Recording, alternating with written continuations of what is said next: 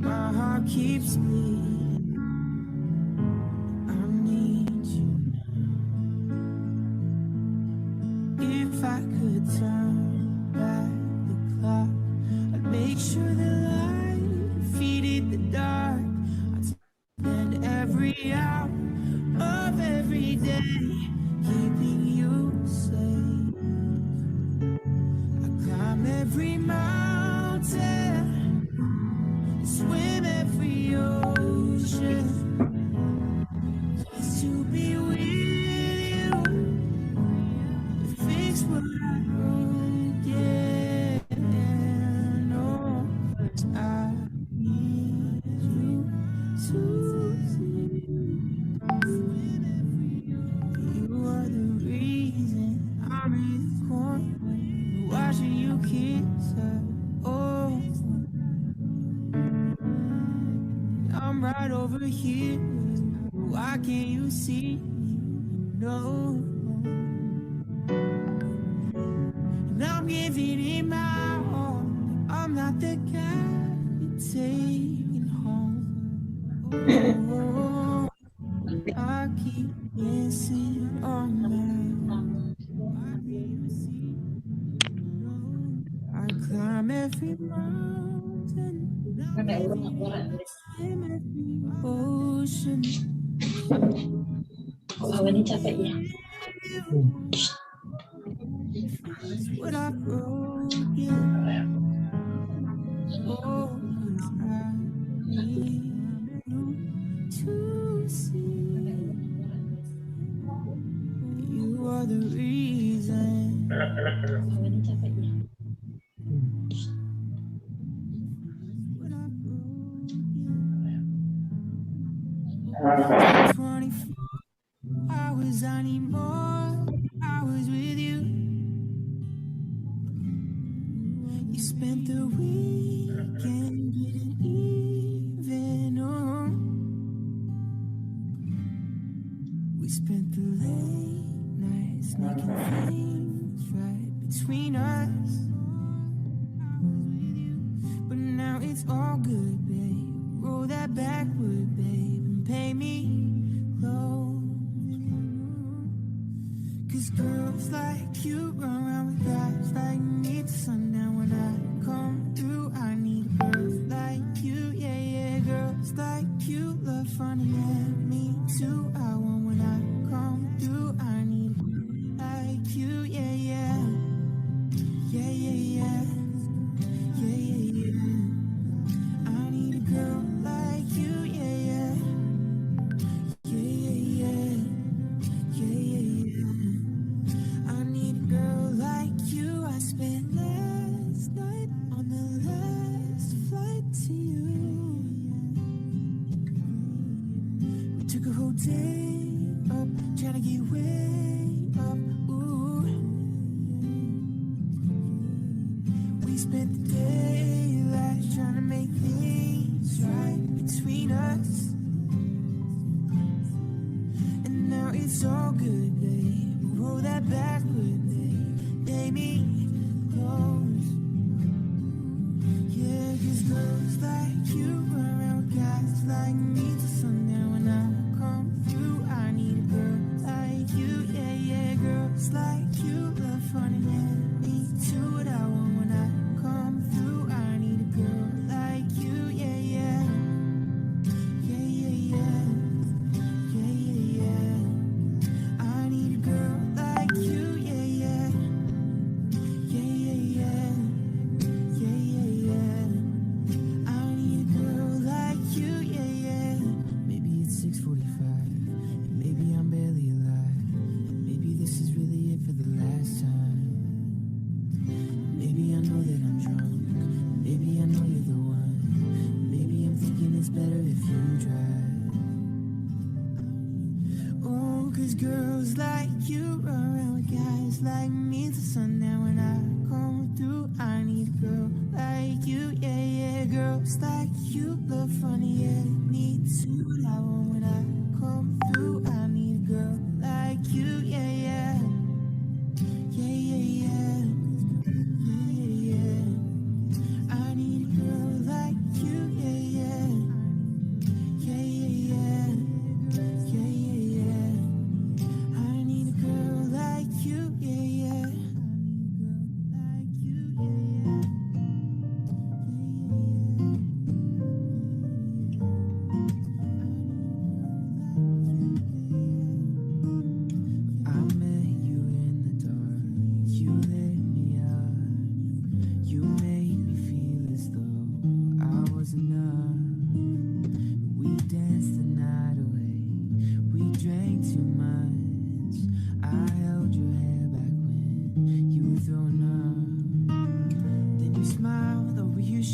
over. For a minute I was stone cold sober. I pulled you closer to my chest.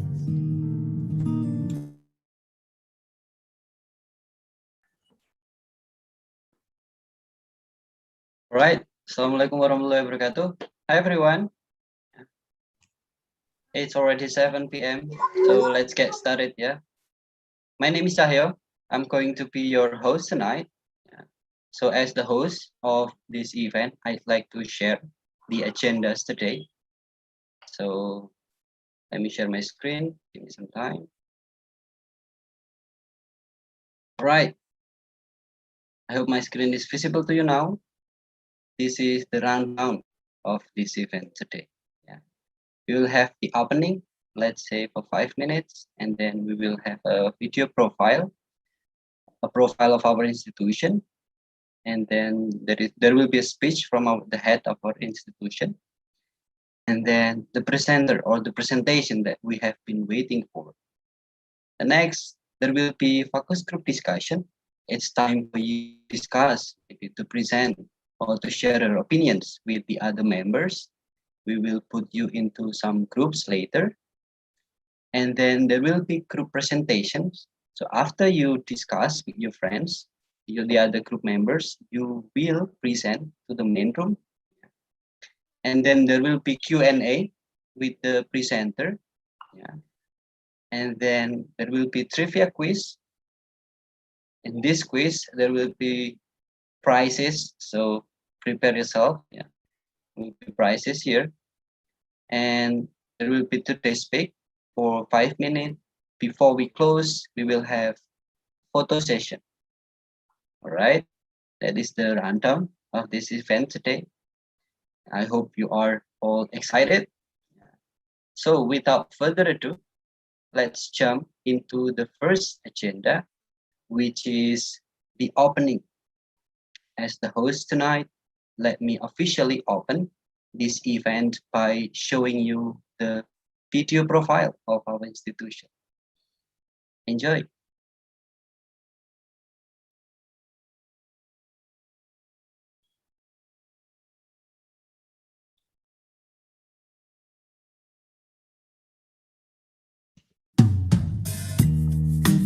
Deep in the shadows, I know it's hard to put one foot in front of the other.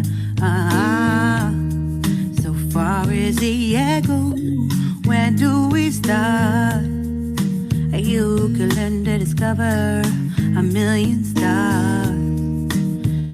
Here in the shadows, I know you're scared. Take my hand, together we'll make a stand. We've got to fight to find a way. Dare to fall to find out what to say. No more hate. Just admit that you're just afraid. Time to let go of all your fears and pride. Stand up beside me, don't you hide. We can build a better place. If we can just find a way, then we can live a better day. Rise from the ashes, from the anger, from the war. Let's come together, lift your spirit for the cause. We should be equal, should be living free. All together, one and all, let's build a dream.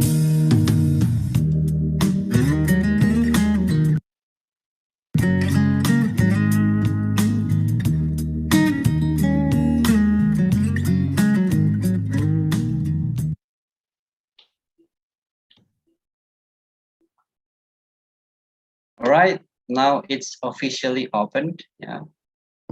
The next agenda will be the speech from our institution. So for Bu Lista, the floor is yours. Okay, thank you, Mr. Cahyo, for the time and chance for me for speaking in this event. Okay, first, Assalamualaikum warahmatullahi wabarakatuh. Hello, everyone. Waalaikumsalam warahmatullahi wabarakatuh. Hello, everyone. Good evening. It Good is my evening. pleasure to welcome you all to the opening of our speaking class series that we call as SpeakUp Community. First, please let me send my welcome and my warm greeting to Made, Andi, Arsana. Hello, Pak Andi. Thank you for accepting our invitation, for being our keynote tonight.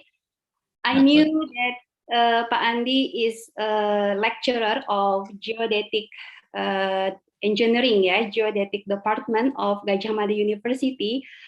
But I also found that he has a YouTube channel with 10,000 subscribers. Yeah.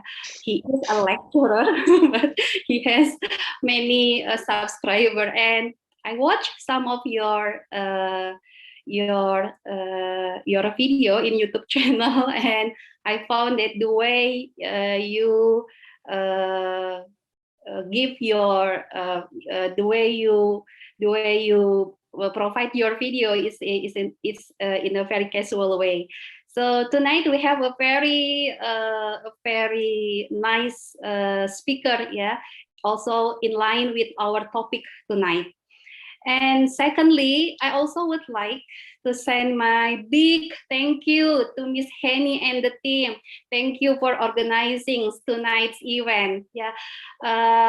We do really hope that tonight's event, the Speak Up community, will be one of our positive contribution to the community. To help people. To help people to gain their fluency speaking in English. I myself also need to practice speaking in English.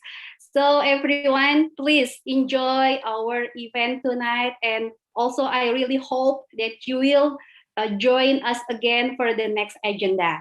So, thank you. And Assalamualaikum warahmatullahi wabarakatuh. Waalaikumsalam warahmatullahi wabarakatuh. Thank you so much, Bulista. Yeah. All right, that is the speech from the head of our institution. Yeah.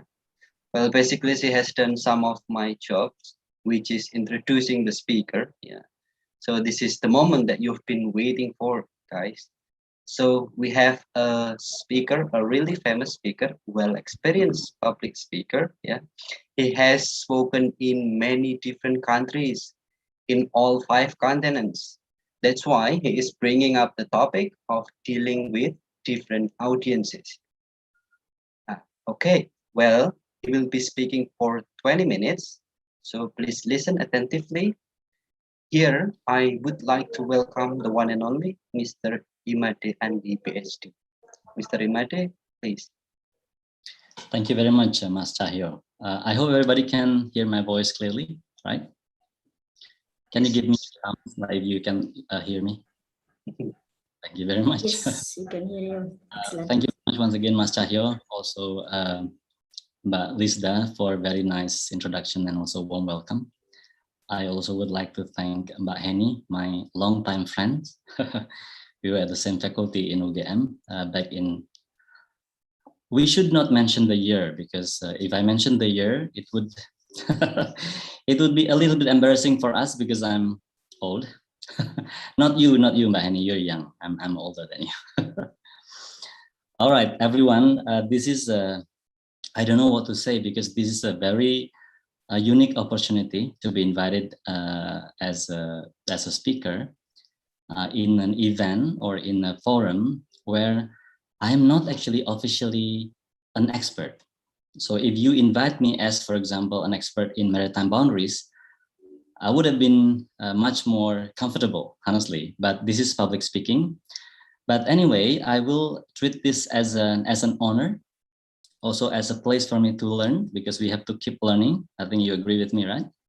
So allow me now to share with you, not teaching you anything, but just share with you my experience about public speaking. So now, from now on, I will share my screen here with you. I hope everybody can see my screen already. Public speaking, dealing with different kinds of audiences. I'm sure that you have learned quite a lot about public speaking. You learn from different sources. People speak about public speaking a lot. You can read articles, books even, or you can even see TEDx videos about public speaking. But tonight I would like to share with you my experience in dealing with different kinds of audiences, because one hand, I don't really understand the theory, but on the other hand, I have been doing this public speaking for quite some times now. Okay, if people ask me what is public speaking, my answer, or my simple answer, will be ngobrol. Speaking, basically talking to people. But if I say this to my mother, who didn't even manage to go to high school, she might ask, why would you ngobrol to people and you need to go far away? Why don't you just go home and come to me and ngobrol with me? That would have been her answer, her response to me. So I need to add something else. In addition to just ngobrol or talking, we just need to add this aspect, public. So there is a word public in public speaking, meaning that we have to talk to a lot of people, or at least more than 2-3 people, and you have to make them understand what you say. That is basically my simple definition of public speaking. All right. Because of public speaking, I managed to, or I had the opportunity to visit different places, as Mas Cahyo already mentioned. I visited these places, well, roughly in 5 different continents, in 40 around countries, in different cities, purely because I am falling in love with public speaking. So people invite me to give a talk, or sometimes I went there to enjoy talks from people. Basically, I gave something, or I learned something, or I received something. That is basically what happens when you are into public speaking. If I may show you something, why do I think that going around the globe is really something that I'm grateful of? Because this was me like a year before. So this picture was taken before I came to Gajah Mada, came to Jogja. This is when I was in class 3 SMA. So exactly the point where I actually came from Jogja for a study tour. You know this one, right? Some of you might have a question. Orang Bali itu studi turnya kemana ya? The answer is that orang Bali studi turnya ke Jogja. So I really need to tell you this, because sometimes people ask me, do you Balinese really have to do the study tour? Of course I do. Because we understand that orang Jogja went to study tour to Bali, right? Of course. I mean, of course, before the pandemic. So this is me actually on the day I arrived from Jogja. And exactly at that time, I felt that I think Jogja is something. Jogja promised me something. But whenever I show this picture to people, people usually don't really believe, don't really trust, don't really believe that this is actually me in my house with my mom. Some people even think that this is actually photoshopped.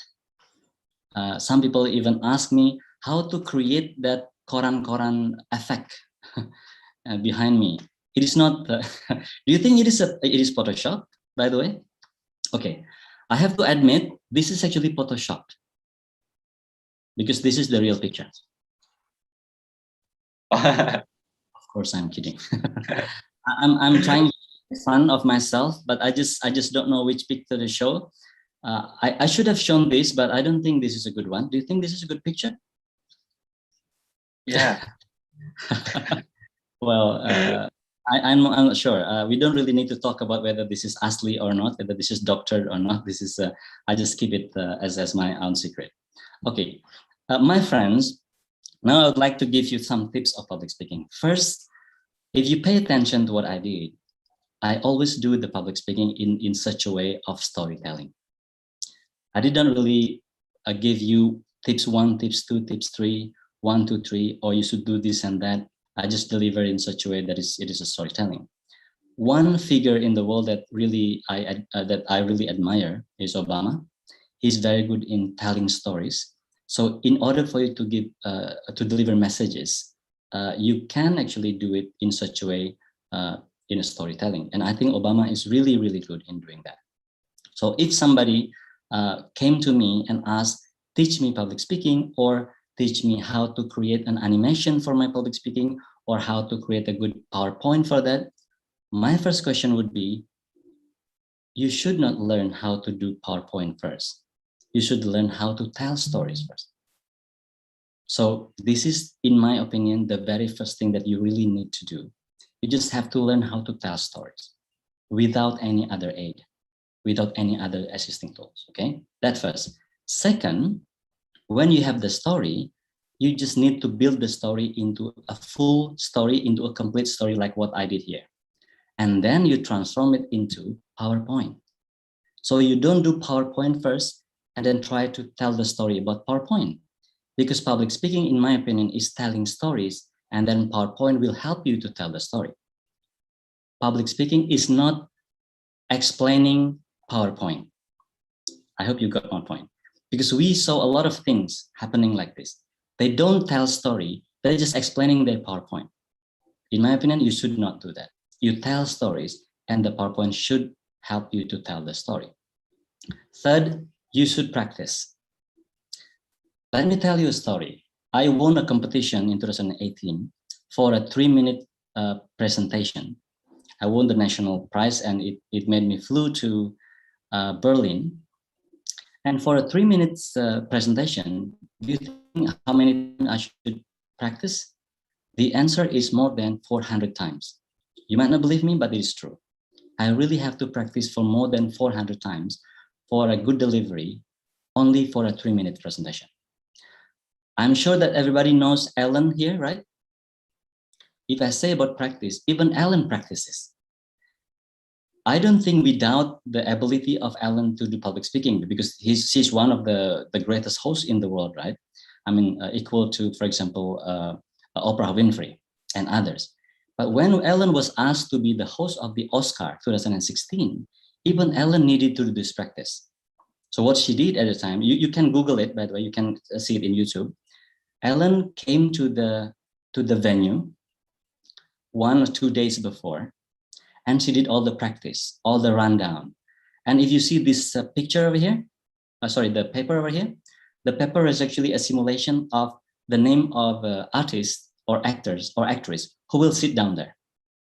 Okay, what Ellen did is actually, she talked to those papers, assuming or with, like, for example, if she saw the name of Tom Cruise, for example, she would say, "Hey Tom, how are you?" and make jokes about that. So she did all the rundown in a simulation. So if Ellen even need practices, why not us? We, of course, we still need to have practice even more, right? Why do we need to practice? Because practice make, sorry, perfect. This is a typo. This is typo. Practice make perfect. Okay, let us discuss about what I did actually. About this joke, okay? Of course, there's no typo, there is no incident, there is everything in this presentation is well planned. So I planned it really very carefully. I practice it, and then I simulate that, and then deliver it to you in such a way that you would think that it is a part of the typo or part of the incident, which is actually not. So presentation, in my opinion, is about, you have to prepare it, practice it, and memorize things, and then deliver it in such a way that it is natural. So until people don't even understand or don't even realize that you actually practiced it before. All right. Enunciation is really important. When you should say a, I, U, E, O, the vocal is really important, but I'm not an expert in this, but I think this is really important too. Next is intonation, not the volume. Okay, not the volume, not necessarily the volume, it is intonation. Because even you speak this low volume, if you speak with a very good intonation, people can still pay attention to you, right? Just like you do now, paying attention to me, even though my volume is really, really low, right? So speaking with intonation is really, in my opinion, the key of public speaking. Visualization is really important. I think some of you or most of you would still remember that a country is entitled to 12 nautical miles of territorial sea, exclusive economic zone for 200 nautical miles. You still remember that? Now allow me to visualize that. This is actually the coastline, and this is the 12 nautical miles of territorial sea, 24 nautical miles of contiguous zone, 200 mil zona economy exclusive, and then continental shelf. So can you imagine how visualization can help you really well in understanding something? So in my opinion, visualization is really important, but make sure that the visualization is really something closely related to what you say. Not only showing something flying, not only showing something flashy, but they don't really have anything to do with what you are presenting. Don't do that. Next is now how to deal with different audiences. If you deal with a senior audience or superior audiences, like students presenting in front of the lecturers or young lecturers presenting in front of senior professors, how would you do that? My first tips to you is that acknowledge their presence, okay? If you're a young lecturer and you present in front of the old lecturers or senior professors, make sure that you acknowledge their existence by mentioning their names, by involving them in your presentation, but without asking too much question. Remember this, if you ask too much question, they feel uncomfortable because they feel that there's some burden over there. Just acknowledge theirs. For example, if you say something blah, blah, blah, don't forget to mention that in this case, we have an expert here in the room, Professor X, for example. You got my point? So acknowledge their existence over there. Whatever you say, you're not the expert. They are the expert. All right, first. Second, you might see this kind of audience. They just always have something to say. Okay, in life, I have a principle. Our principle should be, I have something to say, or I have to say something. Do you know the difference? Most of the time, you will see these kind of people. I just have to say something, even though actually they don't really have something to say, if you got my point, right? But if you see this kind of audience, what you have to do is basically to acknowledge their opinion and try to agree somehow, okay? The first thing, if I receive this kind of comments, because I know that this guy really need acknowledgement, the very first thing that I will say is that I really like your point about blah, blah, blah. Before you counter the opinion, you just need to say, I really like the point of blah, blah, blah that you said. And then after that, you can say something different. But don't start by telling her or him, I don't agree with you, or that is wrong, or I have a different opinion. Why don't you just start by saying, I like the point you mentioned about blah, blah, blah, even though they mentioned 10 points and you like only one and you don't like the 9 other points, don't start by telling them that you don't like these 9 points. Tell them that you like the 1 point that you really think that is positive, okay? Third, on the other hand, you will also see people like this. They just don't want to say anything in the forum, right? One thing that I would suggest you to do is to talk and to interact. However, remember, please do not ask difficult questions, okay? Because what you want to do is actually to involve them. Ask a very simple question that you are sure that they can answer, so they don't really feel comfortable. So you can imagine if people are shy and they're silent, and then you ask difficult question and they cannot answer, and it will put them even in a lower position again, right? So ask them, interact with them, but make sure that you ask good question that they, she, he can answer. Sometimes you face audience like this, they just don't care what you say, right? In my opinion, what you have to do, what you need to do is basically interact once again. It's very similar to the other one, but once again, don't basically don't say bad things to audience like this. In my opinion, or to my understanding, I haven't really said, for example, tolong minta perhatian ya, ini penting banget nih. I don't say that in my presentation. I don't say, for example, di belakang tolong perhatikan dulu. I don't say that. Please pay attention to me. No, I avoid saying those kind of words.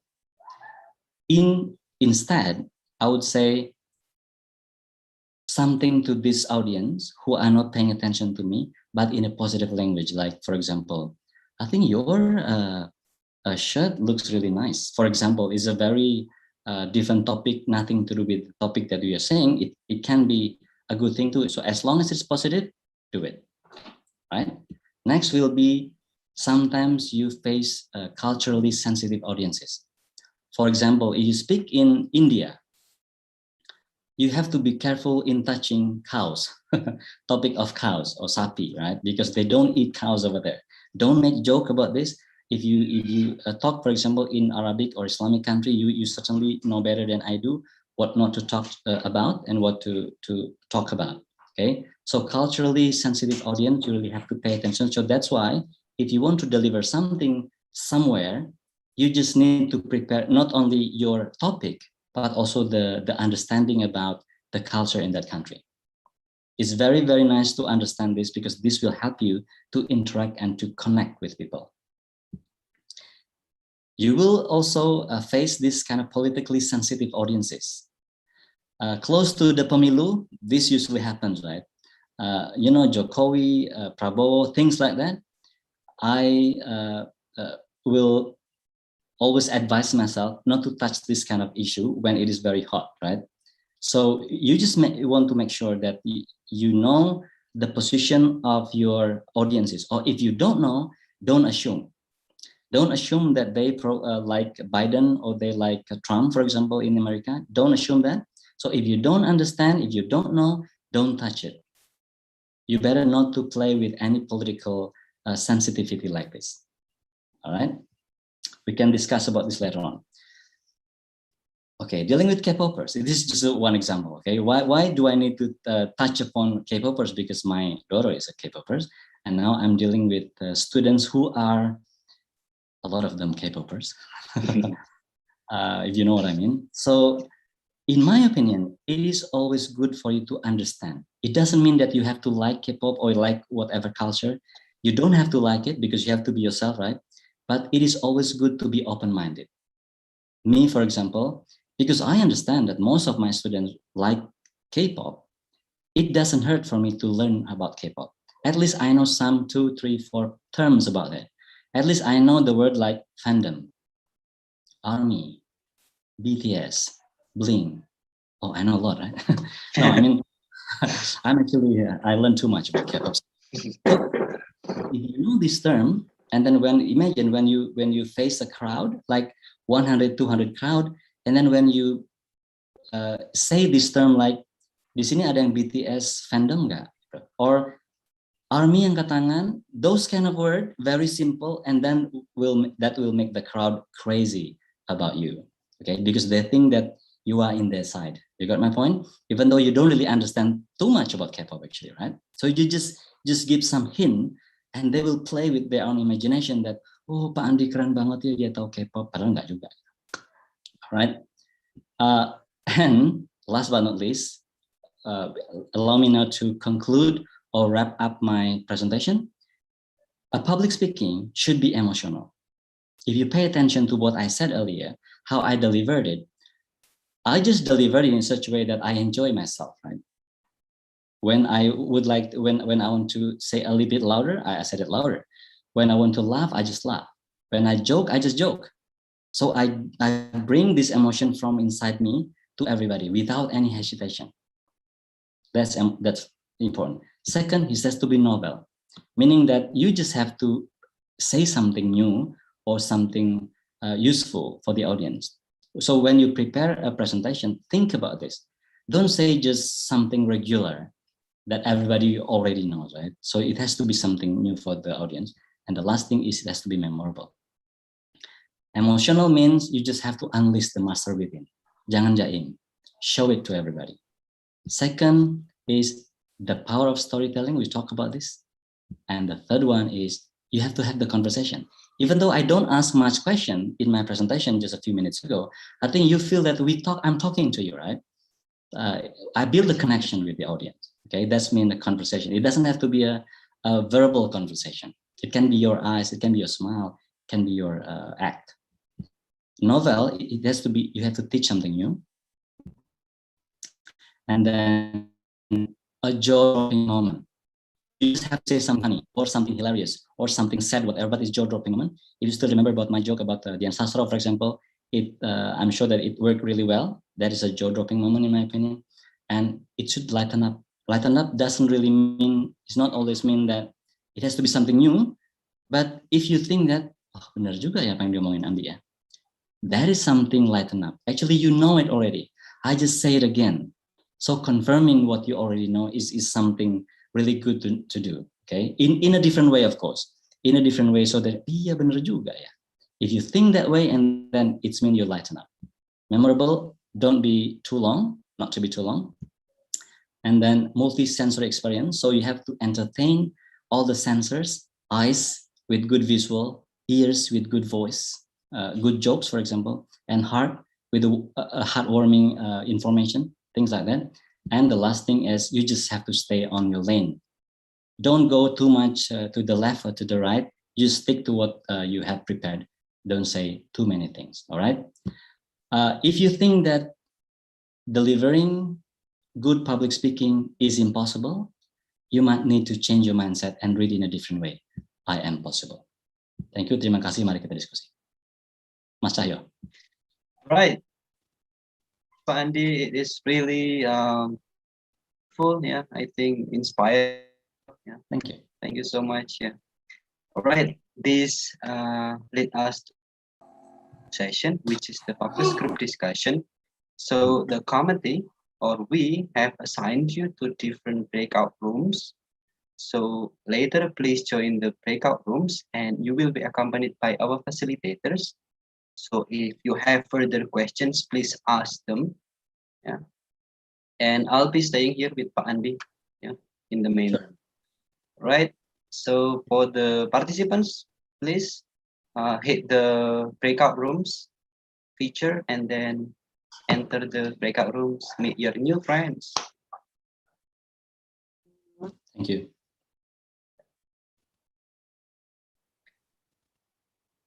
Right, I think the participants have already joined, or at least they are joining the breakout rooms. While we're waiting them to come back to the main room, I will have some questions. Oh yeah, by the way, we are also live in YouTube. So if you guys, the audience in YouTube, have questions, please leave comments there and I will deliver your questions to our presenter today. Right. While waiting for the questions from the audience, I have this, I'm trying to ask you this part. Do you still feel nervous when you come on stage? I mean, after your experiences, do you still feel nervous at times? Or? The answer is very it is a yes. Yes, and of course, because I think this is a $1 billion question, because everybody kept asking me about this. My answer has always been the same. Yes, I've always been nervous when it comes to public speaking. It doesn't matter anywhere. You might not believe me, even for teaching, Cahyo, for example. If you have to teach, in my regular teaching, I was like, I've always been nervous, but then I try to make friends with the nervousness, meaning that, and then I learned something. I'm nervous because one of the main reason of me being nervous is that because I'm serious about my job, right? Okay. If you're not serious about your job, I don't think you will be nervous. So I see it from a positive perspective now. It's good to be nervous because it means you're serious, and because you know that you're serious, you'll prepare it better. That's how I see it. So whoever listened to this conversation now, my message to you is that don't even try to eliminate or delete or erase the nervousness. It's okay to be nervous. It means you're serious. Thank you. All right. Well, thank you. Yeah.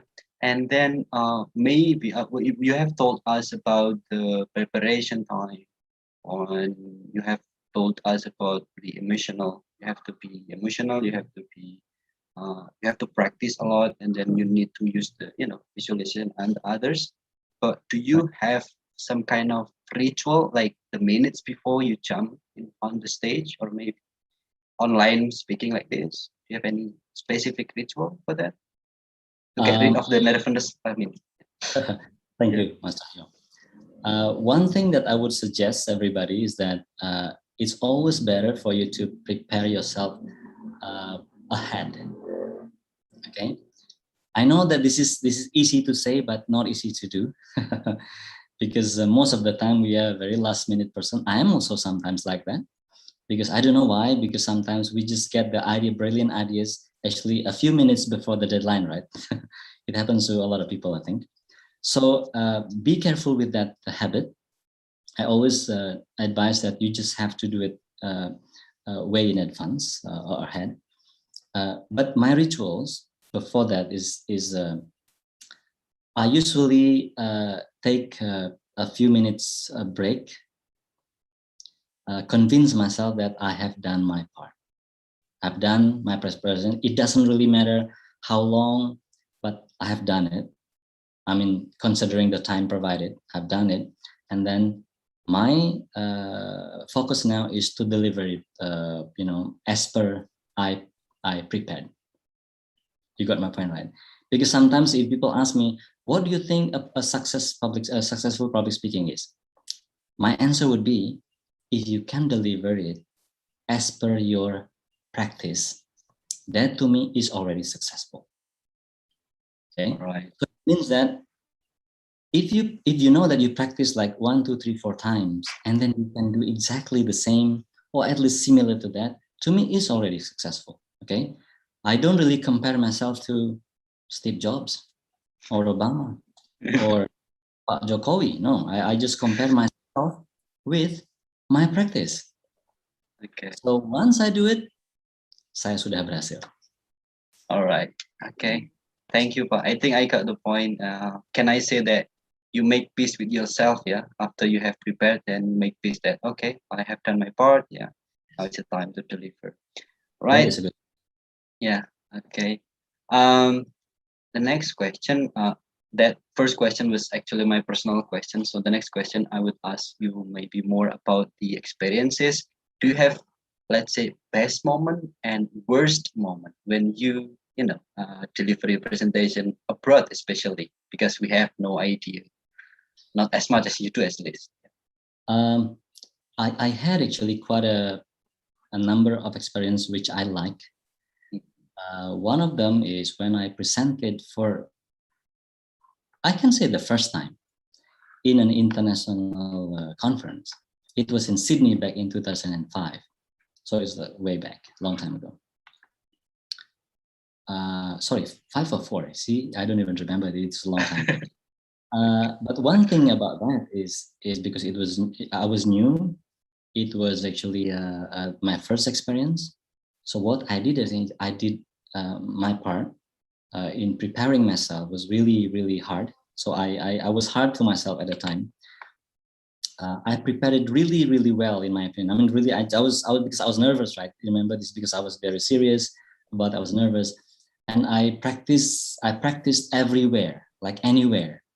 In the train, I was in Australia at the time. In the train, anywhere basically. Even while cooking, I practiced. Walking to campus, I practiced. Eating, anywhere. I was like crazy. And then my friend at the time, he was an Indian. You know, these Indian people, they're good in English, right? Even though with their own accent. Yeah, yeah. Absolutely, things like that. Yeah, yeah. He told me this, "Hey, Andi, you don't have to do that." He said, "You don't have to do that. You just need to understand the point of your presentation and then deliver it naturally. You don't have to memorize whatever you want to say it." Well, I understand where he came from, because his English was good. Yeah, yeah. So not like mine, unlike mine. I just said, well, thank you for the advice, but I still think that I really have to memorize it and then deliver it in such a way that's natural. So I did like maybe 10 or 15 times harder than he did, my friend. And you know what the result is? Or the result was? I won as the best presenter in that conference in the entire category. So I think I'm sounds like a bit too sombong, but it was, in my opinion, a very good experience. So even if you are new in the field, but if you really make yourself, working hard, disciplined with things, practice, learn, relearn, unlearn, it is not impossible for you to achieve something really good, even though in the first stage in your career or whatever. Okay, that's, I think, is one of the best moments really in my life. Yeah.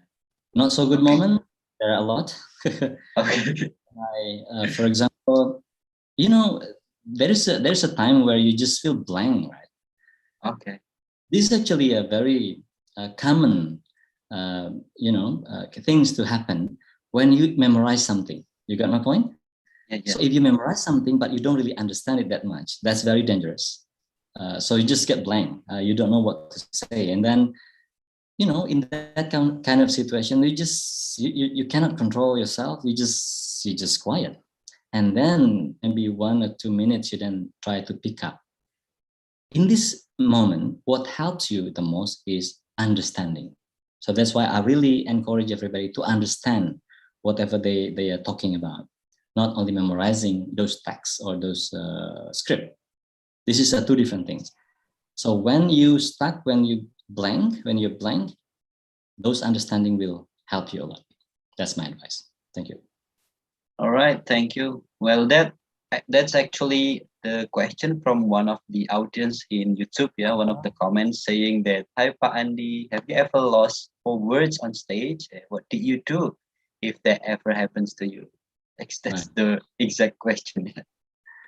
When you have experience, by the way, it will be a little bit easier for you to say this. For example, I'm really sorry. I was about to say something, but I forgot, honestly.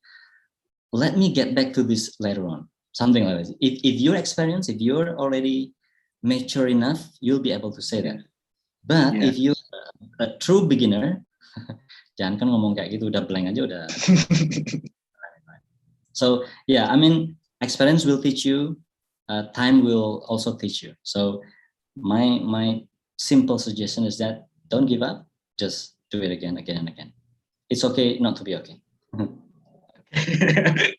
That is Korean, Pak, by the way. Yes, Korean movie. Korean movie. Yeah. All right. Thank you. I think the first story, I may say that hardworking, or maybe practices, when you achieve something through practices, it's more rewarding than you just do it and right. But Yes, I agree with that. okay. All right. Then I think you mentioned about culture earlier. So what are the cultural differences among the 5 continents that you notice really Right. well, or in the beginning of your tours, let's say? Right. First, I always want to learn about the little culture that I can use in my opening. Okay. A little example is that language. If you want to speak somewhere with different language other than English, it is always good for you to be able to say a few words, like 1 or 2 words, like hello or good morning, things like that, or thank you, for example, in their particular language. That will help a lot. Okay, this is my first advice. I think a lot of you already know this, but I just need to restate that first. Second, you just need to understand the hierarchy of the people in front of you, culturally. For example, you speak in Thailand, the kingdom, right? So in a kingdom, you just understand there's a hierarchy over there. You don't want to make a mistake in calling people, in the order of calling people, for example. You don't want to call the minister first and then the king first. You have just to mention the king first and the minister, something like that. That's simple, but I think it's very important to know. When it comes to discussion or debate, the different culture that I notice between advanced country or developed countries like Australia, the US, for example, or most countries in Western Europe, in my opinion, they are usually a lot more open-minded when we have a difference in opinion. Okay, so when I spoke in America, for example, I have less worry actually, less worries in terms of being different. But when I speak in Japan, I really need to switch my mind. That's an example. Or in China. So in my opinion, in Western countries, like what I mentioned earlier, the culture of being open-minded is stronger there. So it means that when you are speaking there, it is okay for you to make your point a little bit sharper or clearer, Bolder. bolder, probably. It's okay. But if you speak in different countries, you might need to change the tone of your, even though you don't really change your opinion, of course, right? You just have to be consistent with your opinion, but the way to say it might be different. So that's, I think, is about culture differences in public speaking. Yeah, I see. All right. A friend of mine told me this question. I mean, let's say, please ask this question to Pak Andi. Then the question is, what is the big difference between Indonesian audience and, let's say, foreign audiences? Like what we can expect from those audience. All right. This is a very, very good, very important question. So I assume what he or she meant by foreign audience is developed countries audience, developed civilization audience. Because Timor-Leste is also foreign, right? Yeah. Myanmar is foreign. Yeah. Okay. We all due respect to our friends in Myanmar and Timor-Leste, let us just talk about developed countries, for example. I think it relates to what I said earlier about being open-minded. So in my opinion, in Indonesia, most of the time you cannot really say what you mean by a direct language, right? Most of the time you cannot really do that. You cannot really say things directly, especially if this is a sensitive thing or about your opinion. That's why culturally we are taught to think in a circle way. You just have to do some circle first before aiming to that point. That makes us sounds washy-washy or basa-basi or right? Yeah. Okay. I'm not saying that it is wrong or it is bad, because that is actually culturally suitable in Indonesia. But when you speak to a different audience in America, like I said before, you are just okay to be more direct, pinpoint. If you say that you don't agree with that, you can say it in more direct way, even though still, in my opinion, being polite is universal, right? You cannot really, pinpoint to someone's nose saying that you're wrong, but you can say it in a different way, in a more direct way, but still in a polite kind of, attitude. Even, for example, you say yes, you can say yes. If you say to someone younger, like me saying to my students, it is probably okay to say, oh yes, if someone asks me, right? But if you say it to your colleague or your senior, you don't just say yes, you say yes, please, thank you so much. Or sometimes if you want to ask anything, give me that, or please give me that, or could you please pass, or if it doesn't cause too much trouble to you, could you please, think you just you can always make an option, take some option out of different option how to say things. But in my opinion, once again, the difference is just like what I said earlier. The directness of you saying things is different. So in my opinion, now my advice to myself is that even though you have a lot of experience in speaking to Western people and you think that it is good, it doesn't mean that you can apply that to your own people, because you're not facing the same people, you're facing different people. Okay, that's, in my opinion, is something that you really need to bear in mind. So your value can be the same, but your delivery might need to be different. All right. Thank you, Pak. Mas Cahyo, can I ask question to Pak Andi? All right, sure, Ibu. Pak Andi, how do you deal with your audiences that are passive? Or let's say you deliver some jokes, but they don't get your jokes. So it's just like mati gaya in front of your audiences. How you deal with that? With kind of situation? Thank you. Thank you. This is a really important question because it happens to us, right? Sometimes, right?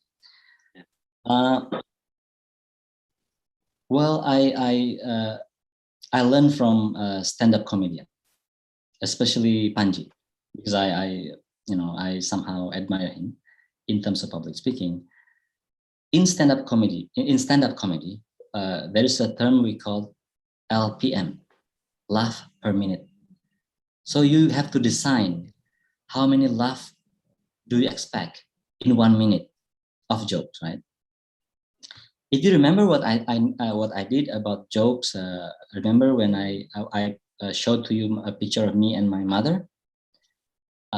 Because I said that right after I showed to you a map of my journey, basically going around the globe, right?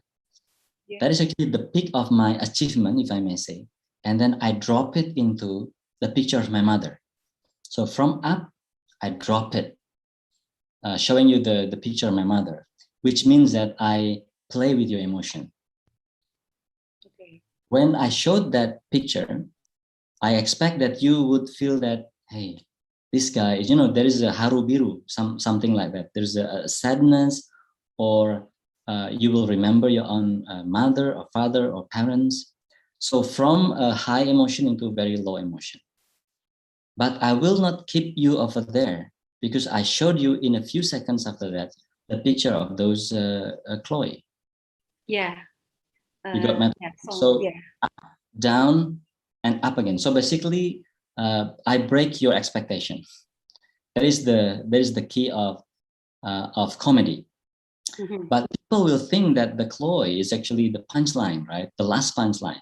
Mm-hmm. It was actually not, because I still have a picture of me and the ancestor. Yes. Okay. Mm-hmm. So it means that if you think that your joke might not work, you just have to prepare different layers of jokes. Okay. If this doesn't work, and then you move to the other one, and you move to the other one. So you just have to prepare a backup plan, basically. So if you think that you want to deliver a joke, you make sure that there's another backup plan about that. At least, for example, nggak lucu ya? Things like that usually, or sometimes make it fun. You got my point? Okay, ternyata enggak ya? That can be the punchline. So basically, you just have to have your backup plan. I know that this is not easy. That's why I really learn a lot from stand-up comedian, because everything is scripted. Yeah. So if you see that a stand-up comedian delivering jokes in such a way is very relaxed, santai, and kelihatannya kayak ngawur-ngawur aja, you know that it's not really ngawur. Everything is scripted. Just like my joke about Ellen DeGeneres, if you remember that, everything was very well scripted. I practiced it, and I tried it. I basically tried that joke to different audiences, and it has always been well delivered, well received. So that's why I'm confident about that. Okay, so make layers. My first advice to you will be make layers of jokes, and then you can use it. If not, don't worry, leave it. That happens to stand-up comedian even. They deliver a joke and nobody laugh, because laugh is not about, being funny is not only about you. It's about the audience also, right? You can try to be funny, but whether or not you're funny to your audience is up to audience, 100% up to the audience. It depends on their knowledge, depends on their background, depends on their view about you or about something. So don't put yourself as a sole responsibility. Okay, you're not the only one responsible to your joke, actually, whether or not the joke being funny or not. It is actually you just do your effort, you just do your part, and then let the audience also be part of that process, part of the result. I hope this helps. Yes. So, Pak Andi, let's say that you have delivered your presentation, but then you finish with your presentation, but there's no one asking about your presentations. That's what I mean with the inactive audiences. How do you how can you rise up the mood of yourself and also the audience, so then people will get engaged with you? Okay, first thing first is I have to collaborate with the moderator. I always do this.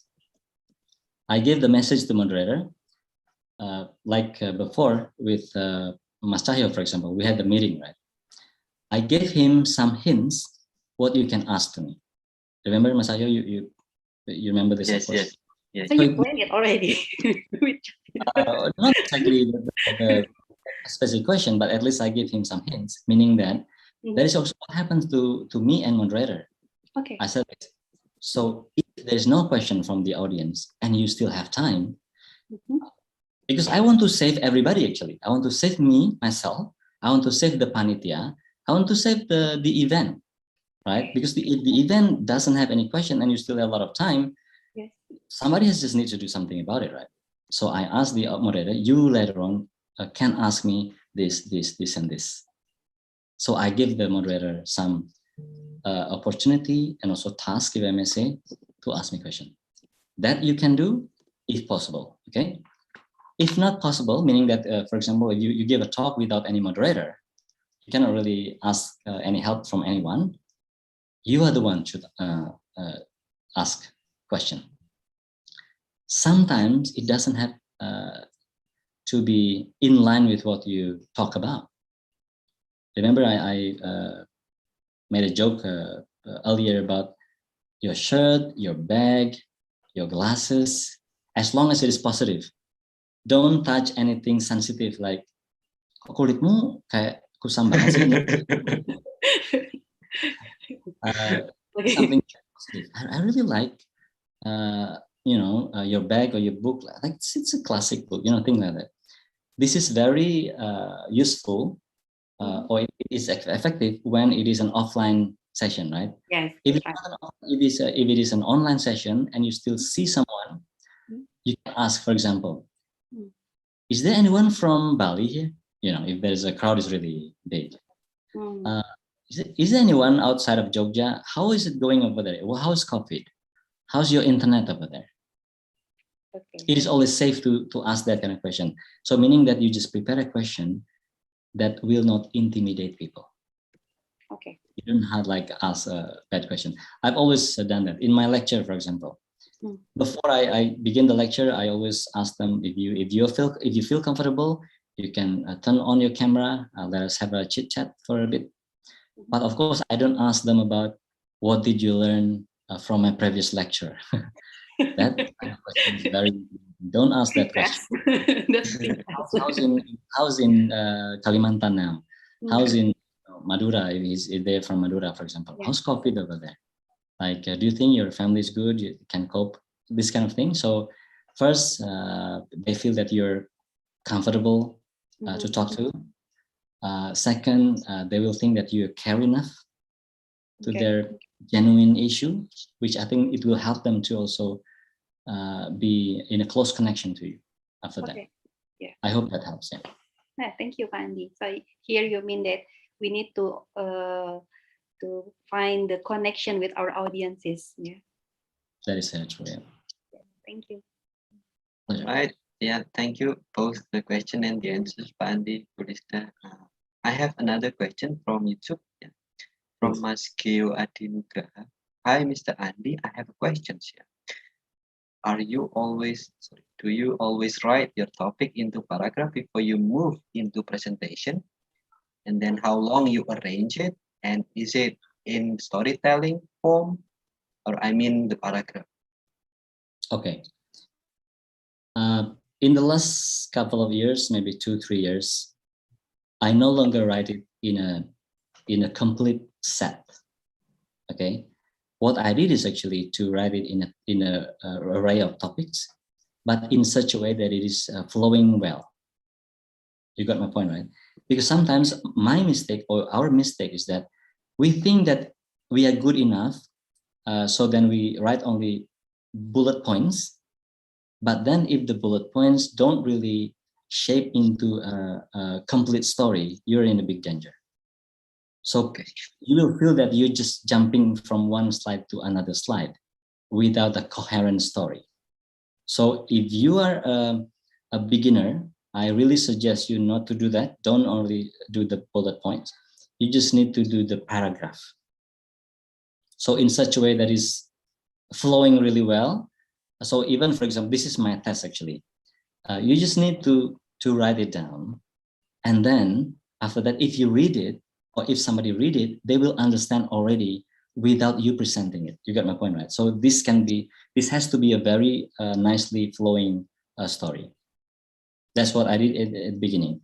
But now, because I've been doing this like for a very, very long time, and I presented in many different places, especially if I deliver the same topic, public speaking is my favorite topic, for example, I might not need to write it in a paragraph format, but in a bullet points, because I know the backbone of the story already.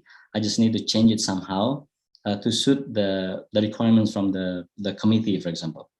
So that will be my answer. If you're a beginner, I really suggest you to do it in a full set, in a complete paragraph and story until you read it and then you understand it. Then after that, if you already have like, I don't know, 1, 2, 3, 4, 5 years of experience, you can then, you'll find yourself comfortable even without writing it up. Okay?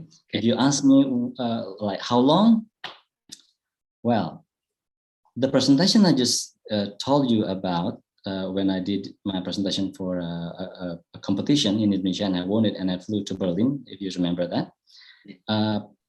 To create the story, it took me probably a week, more than a week. That's actually one-page story. Okay, I'm not very good, honestly. So believe me, I'm not very good. So that's why it took me quite a long time. So if you think that you can do it in 5 minutes, I respect you. But for me, it took me a lot longer. In a week or so, and then at the end of the story, in the first week, let's say, it turns out that the story is too long. Okay, you got my point? Too long, because I want to make it complete, right? Too long. And then when I read it, it took me like more than 5 minutes. Of course, it was very, very dangerous, right, if you do that. And then I tried to squeeze the story. And then it took me another 3 or 4 days after that to have it in a simple yet complete story into one page only. It's about, if I may, it's less than, it's around 300, by the way. 300 to 400 words only. 300, I think is close to 300, not 400, close to 300. So, well, it depends on the topic. It can be like 1 week or 2 for me. It can be 5 minutes if the topic is really something that I'm comfortable with or something that I get used to. So it depends on the experience actually. Okay. Right. Thank you so much, Andi. I hope that answer your question, Mas Q. Well, welcome back. Welcome back, the members, the participants. Yeah, you have done the focus group discussion. Welcome back to the main room. Yeah, I think there are still some few participants. Sure. Left if you want in to ask more question, I'm happy also to answer. Just while the wait. All right. Actually, there is this, I think, really good question from our, let's say, next generation from the YouTube. Her name is Fanya Anjana Rahmawati. So actually, she asked the first question, but then she said, "Thank you, Pak Andi. My name is Fanya. I'm in 5th grade of elementary school. There you go. Can you tell me how can you be an international speaker? I want to grow up and do the same thing." So this is the proof that you are really inspiring to all of us. Fanya, right? Yeah, Fanya. Fanya, wherever you are, thank you very much. I already admire you being in such a young age, and you asked very good question already. Say my hello to your parents, by the way. Your parents must have done a very good job to raise you. For me, honestly, I never had inspiration or a dream in my life, when I was a kid, for example, to be a public speaker. To be honest with you, I didn't have it. But what I had is actually, I want to be someone with expertise. Please distinguish this. In my opinion, we should not have the cita-cita to be a public speaker or to be speaker. Our first cita-cita, in my opinion, is better to be someone with expertise. Because when you are someone with expertise, you'll be able to tell stories. Can you imagine if you don't have anything to tell, how can you be a public speaker? Because speaking is a tool, only a tool for you to deliver what you have in mind. If you don't fill your mind with knowledge, with open-mindedness, you can't really tell anything. Okay, so my advice to you is that find your passion outside of the public speaking, by the way. I always do this to my daughter. I said, if you want to be a writer or a public speaker, don't forget, you have to have the content. What is your content? Or sometimes I found young people, what do you want to be? I want to be a YouTuber. I want to be a content creator. That is good. But don't forget, there is a word content in the phrase content creator. What is your content? So to be able to have a good content, you have to study, you have to learn. So my first advice to you, find your passion and then learn about that, learn about the passion and do whatever you have to do about that. And then one day you'll find yourself knowledgeable enough with what you're passionate about. And then with that, you can easily, if I may say, easily be a public speaker. Thank you, Vanya. All right, yeah. I couldn't agree more actually, but yeah. There is this saying I believe for so long. Be an expert and nobody will ignore you. Someone said that, and I think that concludes what you said earlier. Thank you. I also agree with that. Okay. Well, welcome again. Yeah, I think everyone is already here now. Then we shall continue to the next session, which is the group presentation. So I will be glad to welcome one of the participants here to present the result or at least the summary maybe from your group discussion. Please, for the facilitators, maybe you can tell me names, or should I choose the participants by myself? Well, I hope nobody feel pressured here because I'm not using, so don't worry about that. I will not grade you. Yeah. Mr. Cahyo, I All think right. my group is ready. She is Mbak Luki. She will be presenting the result of our discussion. All right. Well, thank you very much, Mbak Pita. So, Miss Luki, please. Thank you so much. Hello, Mr. Andi and then Mr. Cahyo. I will be presentation about my discussion with Mbak Nilna. I asked that question all about vaccine because vaccines right now already in Indonesia.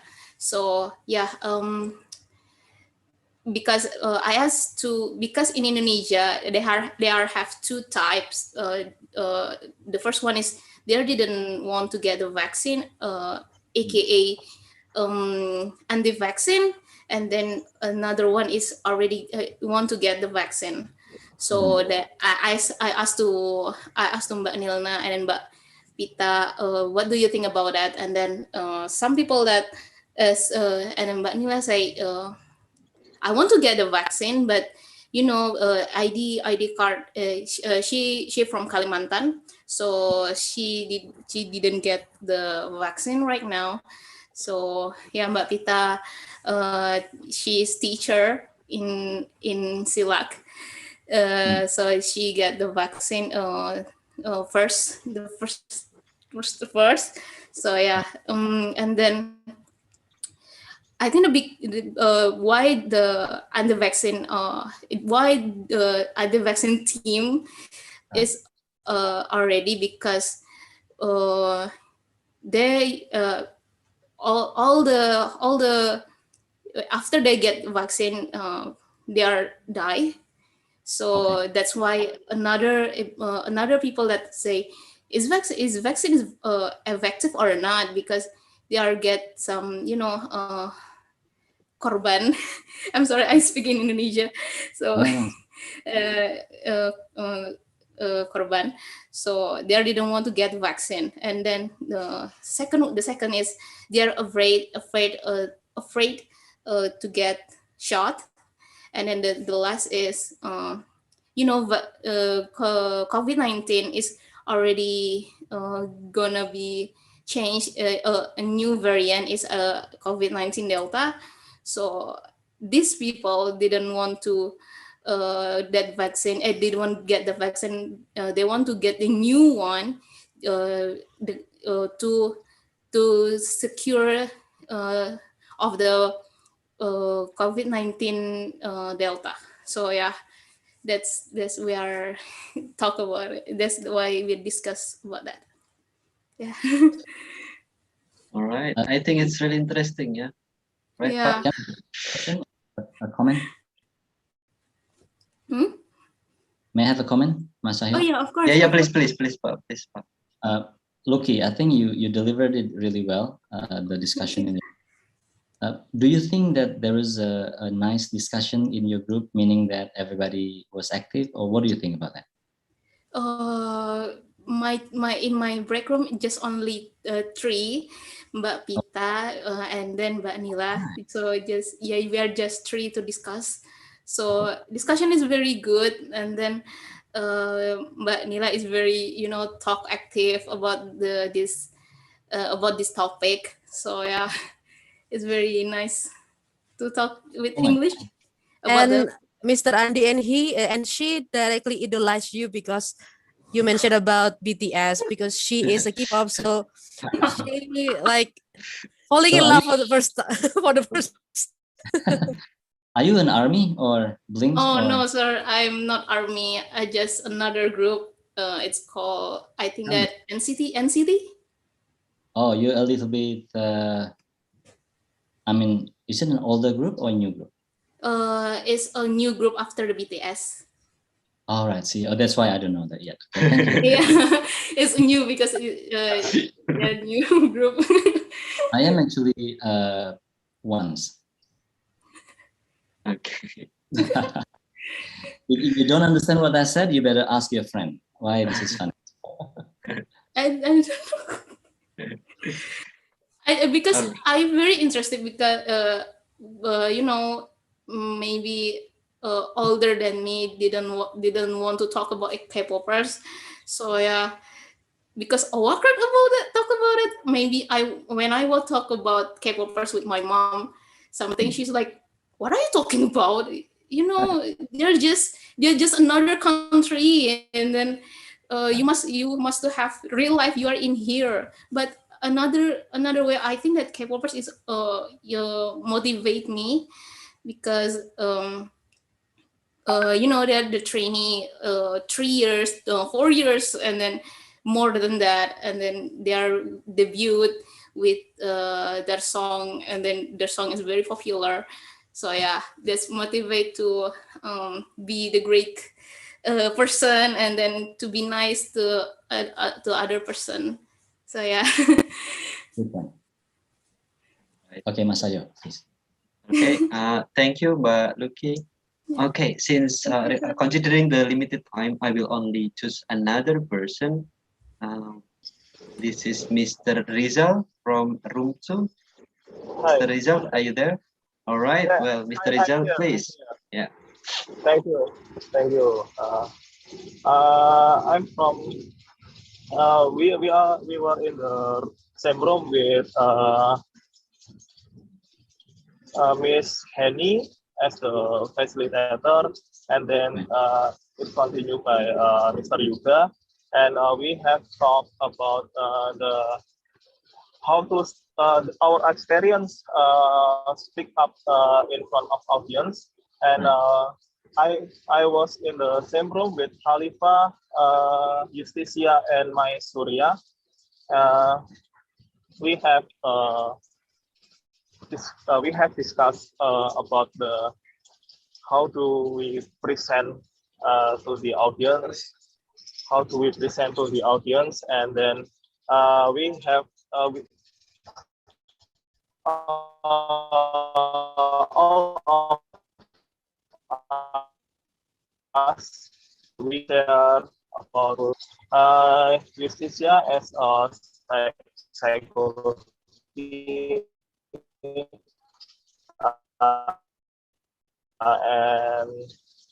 they all speak up about their experience, and we have some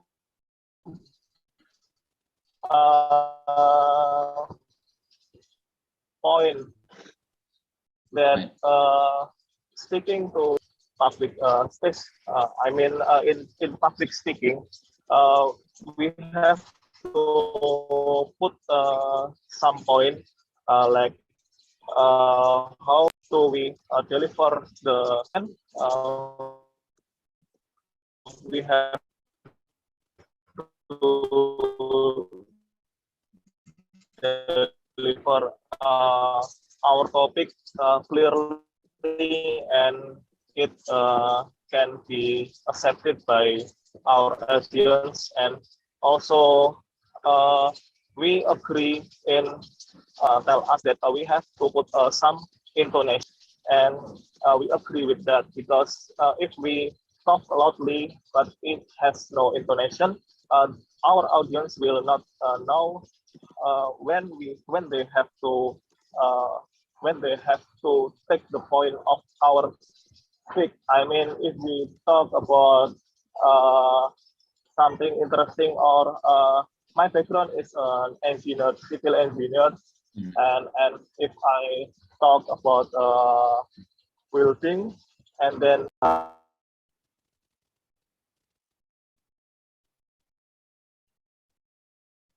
I think Rizal is muted.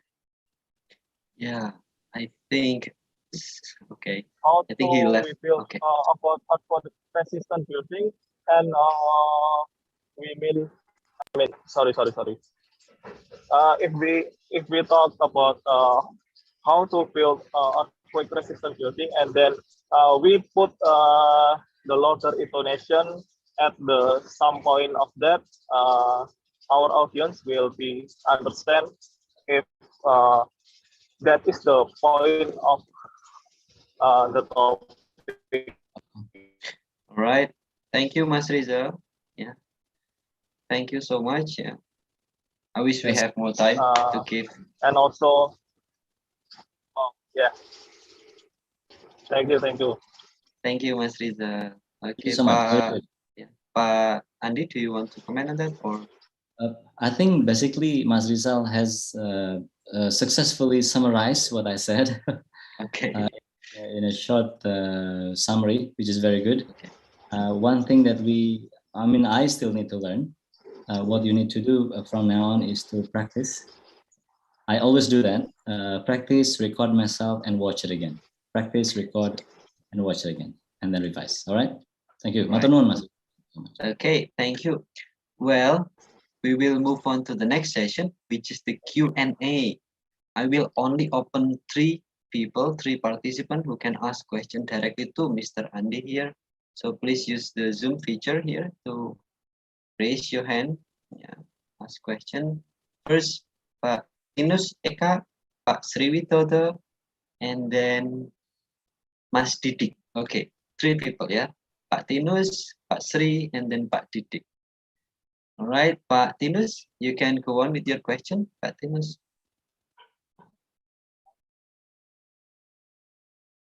Still muted, I think. You're still muted, Pak Tinus. So you can. Sorry. Okay. So thank you for the opportunity, Mas Cahyo. Pak Andi, Mr. Andi, I would like to ask, dealing with presentation, is that now I'm a marketing for Kompas Gramedia, one of its subsidiary, and when I present to like company or even to my employers, I often have trouble in keeping my concentration or try not to think about other things because that comes with the job. So while I'm presenting, I usually think, oh, what am I going to do next? Who am I going to meet next? And it really impacts my ability to deliver point A to Z correctly and also directly to the target. So sometimes I have to stop myself and just give like 1 or 2 seconds, and then after that, clear my mind, and then continue. But I really would love if you could offer me an advice. What could I do so I keep on concentrating on just that presentation at that time, and then after that, I can think about something else. So basically, that's my question, Pak Andi. Mr. Andi, sorry. Wow, that's a very. May I answer it straight away, Mas Cahyo? Yes, Is it sure. okay? Yes, sure, Pak. Pak Tinus, thank you very much for your very nice question.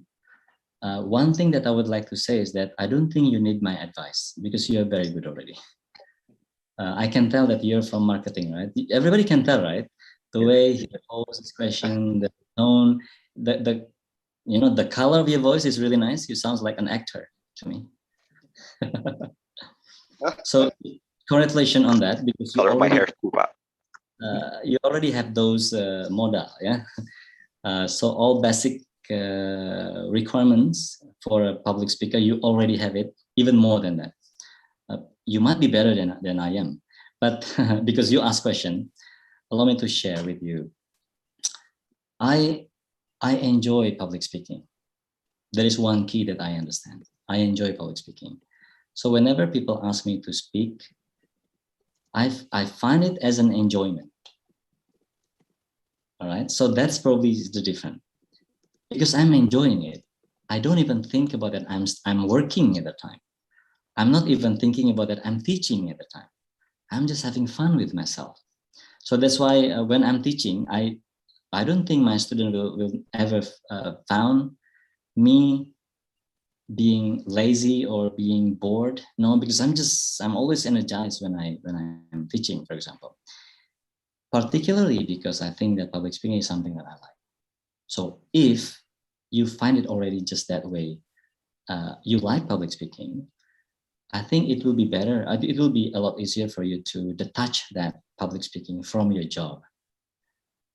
But I know this is a lot easier to say than to do, to detach the public speaking in the job. In your case, might not be might not be easy to do. My second advice will be, I always think that this is a conversation. Okay, if you see someone and you genuinely want to converse with him or her, you will not really think about, aku mau nanya apa ya setelah ini ya. No, right? You just enjoy your conversation. And then it will just flow, right? Because you don't have any agenda. That is what I've always been doing with my students too. I'm having conversation with you, which I like. And then it automatically take me into the next step or flowing to the next point. So this is also my similar advice to those who are being interviewed. You got my point? So if you're in an interview, imagine that you are going to talk to someone that is first very nice, second very smart. Smart and nice. Is there anything better than speaking to someone nice and smart? Because you think in that way, and then you just flow it.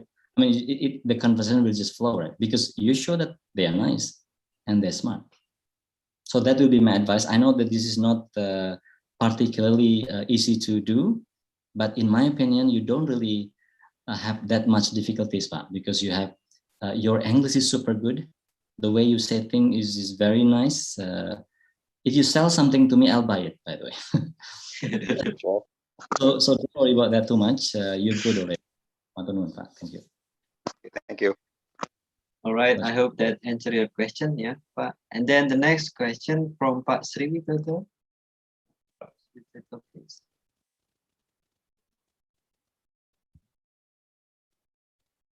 Monggo, Pak Sri. I think you are still muted if you don't realize that.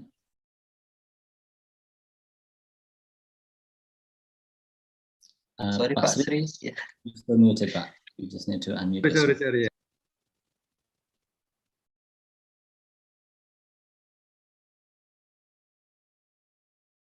You are still.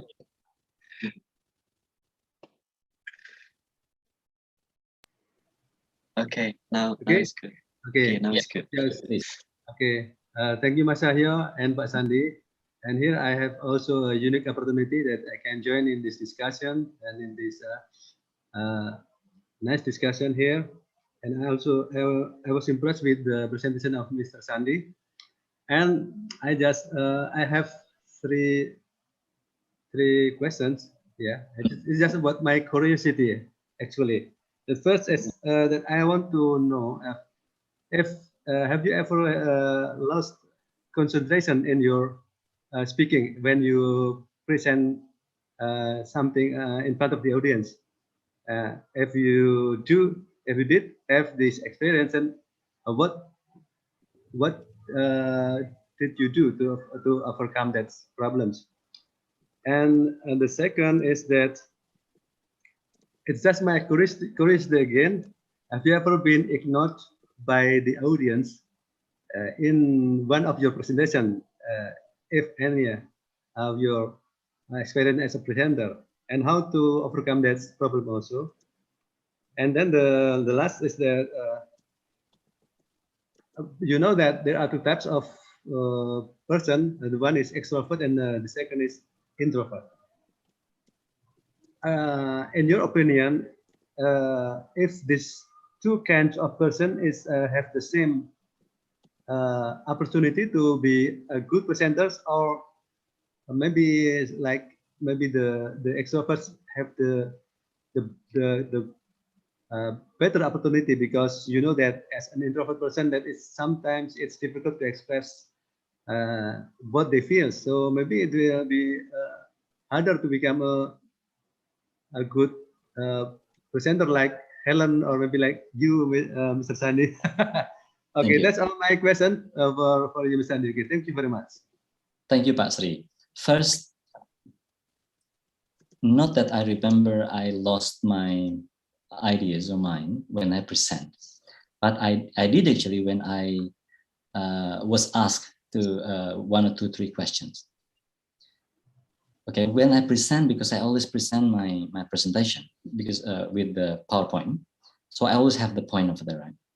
So that helps me to deliver it at first. But when people ask me the question, I might remember the first question, but I forget the second question or third question. It happens all the time to me. But what I did is say, sorry, lupa nih. Yang kedua tadi apa?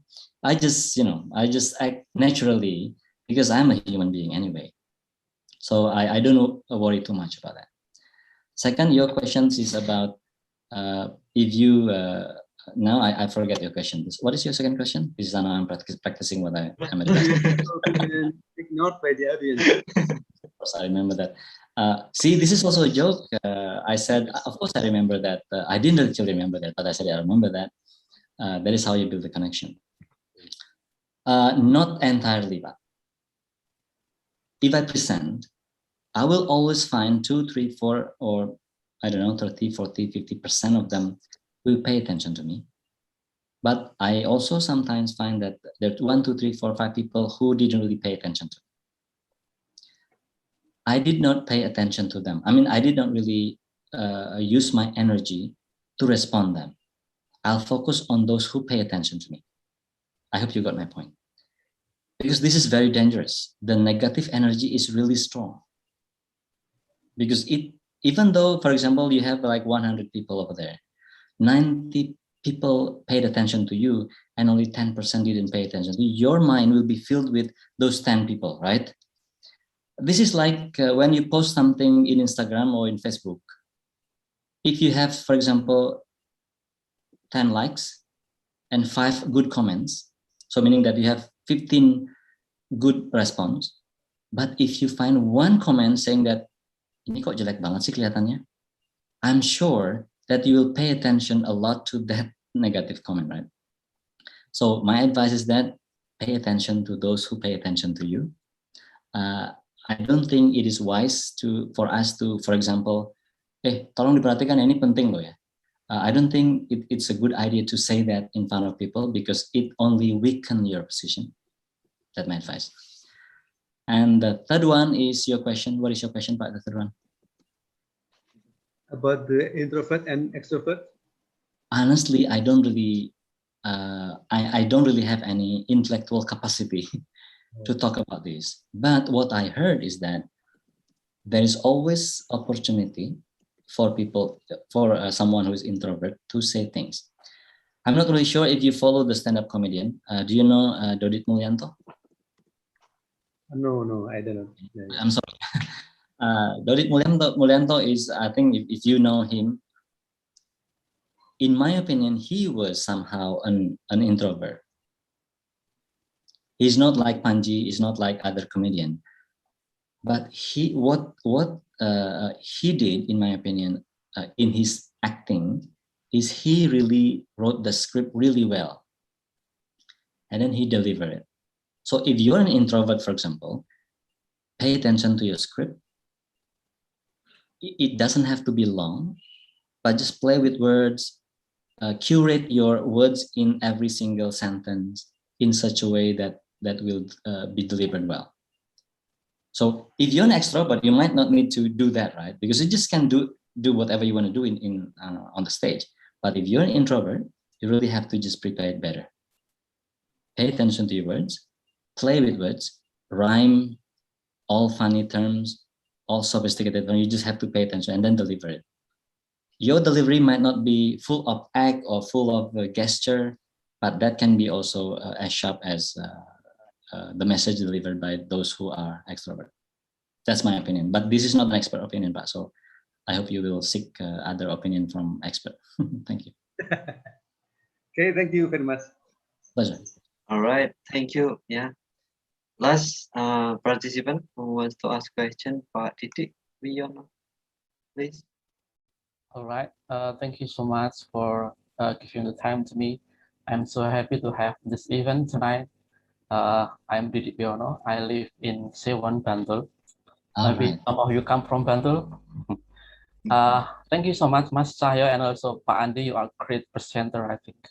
Then I have a lot of questions, but I just want to ask two questions actually. The first question is about how do we train our English pronunciation. Since I realized that sometimes I'm thinking about my bad pronunciation, I don't have any good natural accent of English. So how do you train for that? This is the first question. And then the second question is about how do we cope with nervous and less confident when we are speaking in front of people.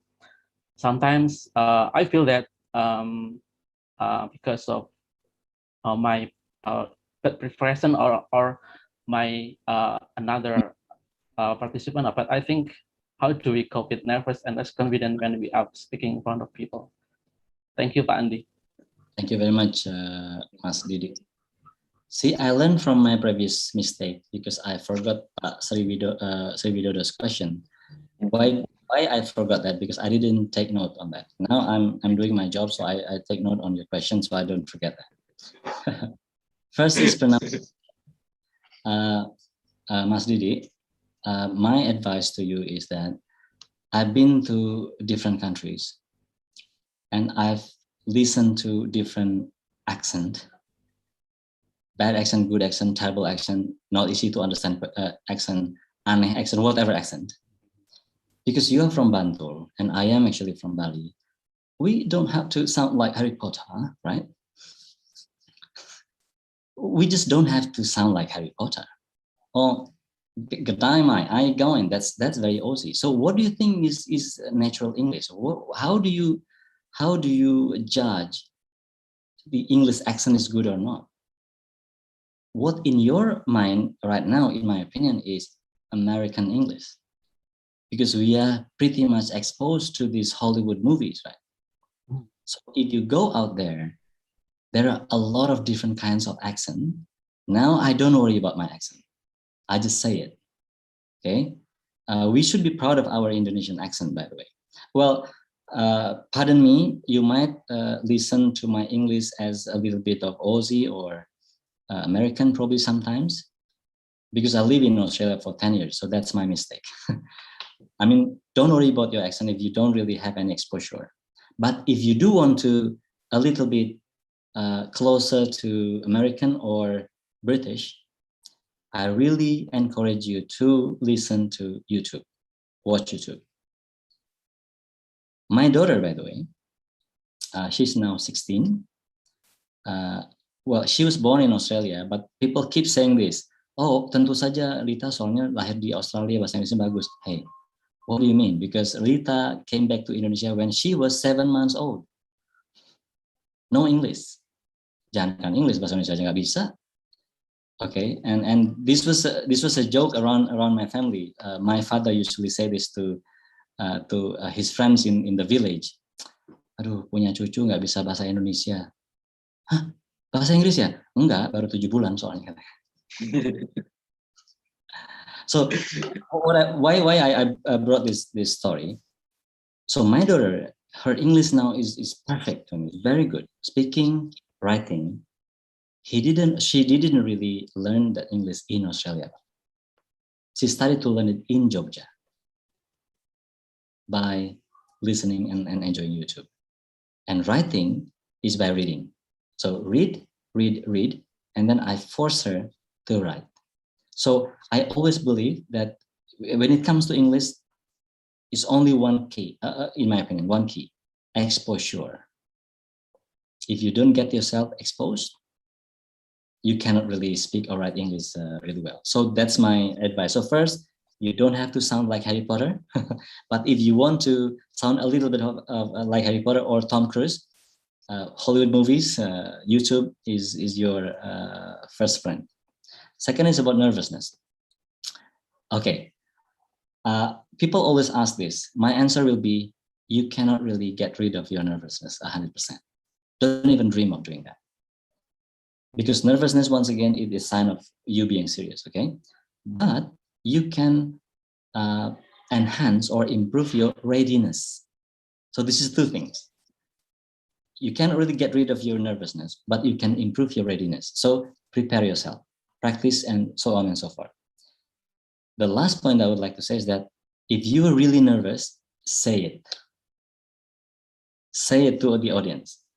Aduh, Bapak Ibu, ini saya sebenarnya nih agak grogi nih, bicara di depan Bapak Ibu semua. You heard this, right? You heard these people say this, right? That to me really helps when you say it. So then you just make a good connection with your audience. For the audience not to have too much expectation out of you, that actually helps. So this is really the advice from Larry King. I think you know Larry King. Larry King is one of the top public speaker in CNN. In his book, he said, if you're nervous, say it. Matur nuwun. Thank you. Right. Thank you, Pak Andi. Yeah. Thank you, Mas Siti. Well, I'm a bit nervous right now, actually. Not because I'm speaking in front of you, but my boss here said that I should choose a woman to ask questions. I really feel nervous that people might judge me as a sexist or maybe a misogynist. So despite the time, we have I think we have very limited time, but I would dare myself to choose one woman. Yeah, to be fair. Yeah. But Amber, I think you raised your hand earlier. Just one last question, from the women's side of the world. But Amber, are you still here? No, I think it's just a mistake. Okay, mistake. Okay. Okay. You can still have a question if you like. Okay. Well, now one woman, help me out. Yeah, I'm a bit nervous right now. No women. We've got Mbak Alfiati, Mas. Okay, sorry. Yes. Okay, finally. Thank you. Mbak Alfiati Reno, please. Yes. Thank you, Mas Cahyo, and thank you, Pak Andi, Pak Made Andi. I would like to have your yeah, sorry. Okay, thank you, Pak Made. I would like to have your suggestion about I'm always speak too fast, and sometimes if I'm thinking what I'm going to say, I like this. I always says like that. How to reduce or how to put that habit away. All right. Yeah, thank you, Pak Made Andi. Can I ask you a question first, Bo? Yes. Do you think I do the same? But not as much as I am. Okay. When I like that. All right. The second question is that, is it only when you speak in English or also when you speak in Bahasa Indonesia? Both of them. Both of them, okay. So meaning that a language is not the problem. I mean, your problem is not the language, okay? So let us forget that. I know this is something that not easy to deal with. I mean, it's not easy to fix. I know that. I mean, we have to just realize it. But in my opinion, what we can do about that is actually to practice, okay? What I've been doing so far is I just practice this in front of a mirror. It sounds like crazy, or it looks like crazy. Even sometimes my daughter teases me about that because I keep practicing anywhere at home, even in kamar mandi I did it sometimes. So pick a topic that you like and say it in front of a mirror to yourself and record it. Okay, pick a topic that you're comfortable with. Let's say not for long, only 1 or 2 minutes. For example, I don't know what your expertise is. If my expertise is, for example, batas maritim, I will just say batas maritim in a monologue in 1 minute or 2, and then I record it. And then I will find myself saying too much or stopping too much whatever from the record. And then from the record, I try to fix it. Okay, so I don't really have any magical tips for you. Do this and then you forget. Not really, because I always think that this is a matter of practice. And second, this is also about mindset. Why you do that? Because probably you think that if people speak fast, they are good. I think most of us think that way, right? If people speak fast and lancar, they are good. It is not always the case. Even though I'm speaking really slow, like this now, you still listen to me. Yeah. So break your mind that speaking fast is not the only sign of being good. Intonation, in my opinion. Yes. I hope it helps a little. Saya mau tambah untuk this problem for the speaking public. Itu the masalah di sini itu the confidence. When you are confident, you should speak loudly, and speak confidence. It's confidence from yourself. Right. I think I agree with that. But when we talk about confidence, in my opinion, it is a very good thing, but it is abstract, right? People keep asking me, how do you improve your confidence? In my opinion, confidence is something really abstract. It comes with your preparation. So I will not really touch the confidence side because it is really abstract. What I always say that this is what you can do to improve your readiness. When your readiness is improved, and then you will show yourself as being confident. That's how I see it. Confidence here, it's mean for your information is true, and what you are talking about, it's real information or true information about that. That's what's mean confidence. Not confidence, not personality only, but when you're talking true, it's or something you prepare, that is confidence mean. Yes, I agree with you. That's why I say the preparation, right? Thank you. I agree with you. Yeah. All right. Thank you, Mas Khalifa. Okay. Keep That's on. it, the Q&A session. Yeah. Thank you, Mbak Alfiati as well. Okay. The next session would be the trivia session. Yeah. You will need to prepare two devices. This one for your Zoom, and then another one, maybe you can use your phone, yeah, for the quizzes. For this trivia quiz, one of our committees will guide you through it. But Devi, I welcome you to start or to guide the participants. Devi, please.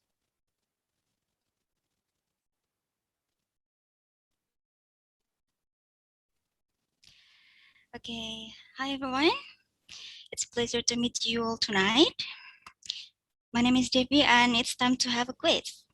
Okay, so for the quiz, we will use quizzes. So for those who want to join the quiz, please be prepared. You may use your smartphone. Okay, I'll share my screen first.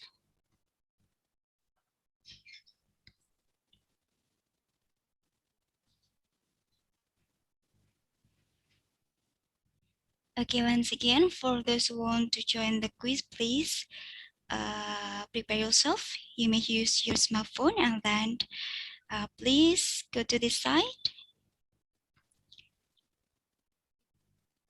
joinmyquiz.com. Just wait for a moment.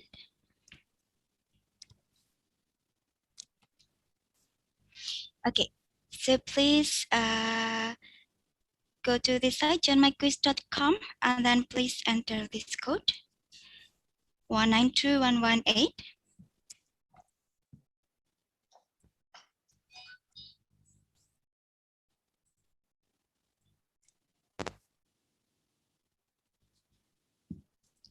Once again, for the code 192118.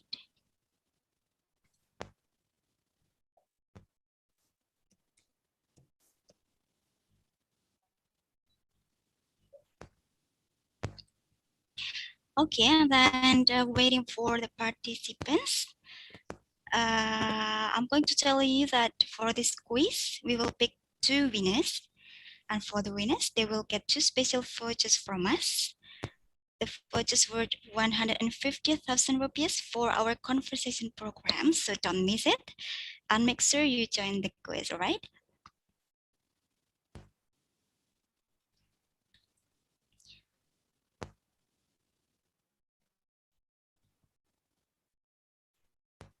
Okay.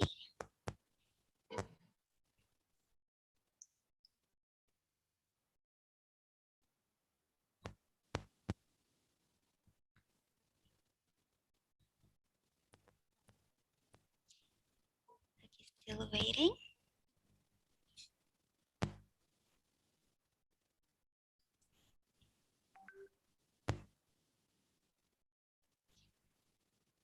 If you want to be the winner, make sure that you answer the questions correctly and also quickly.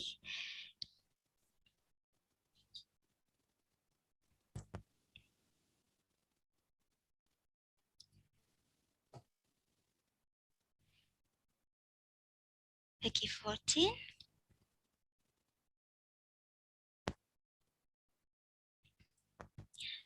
Okay, is there anyone else who want to join the quiz? I think you may start. Okay. Considering the time. Okay. Okay. Okay. Then I'm going to start the quiz. Let's get started.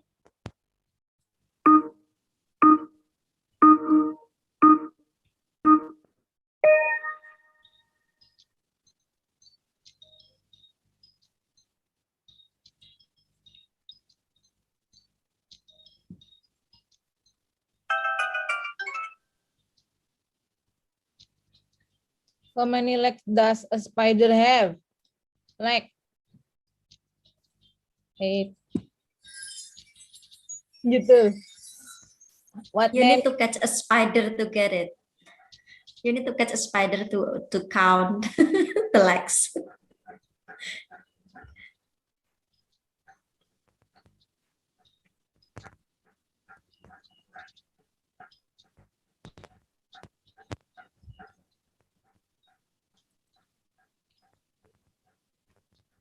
Looks good. Come on, everybody.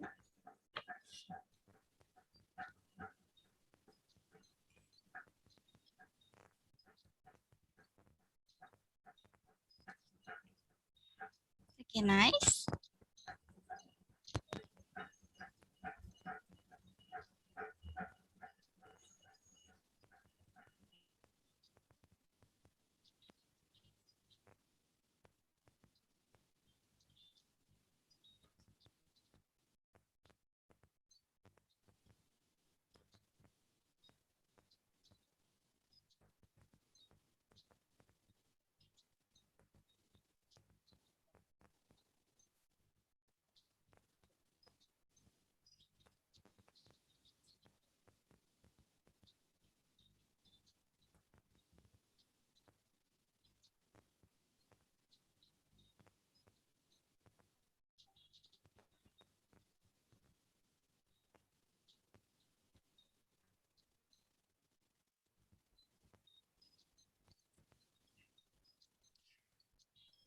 Okay.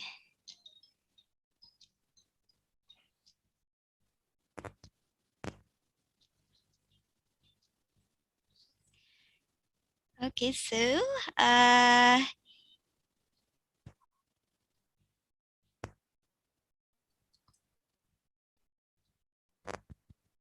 yeah.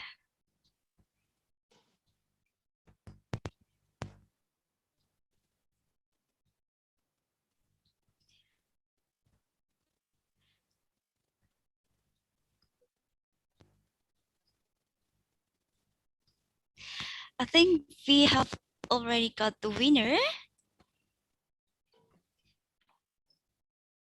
So the first winner goes to Miss Nadia and the second is Miss Vidyata. Okay, congratulations for you two. That's Mr. Vidyata. We'll get the Sorry, special Mbak. photos from us and our team will contact you later. Okay.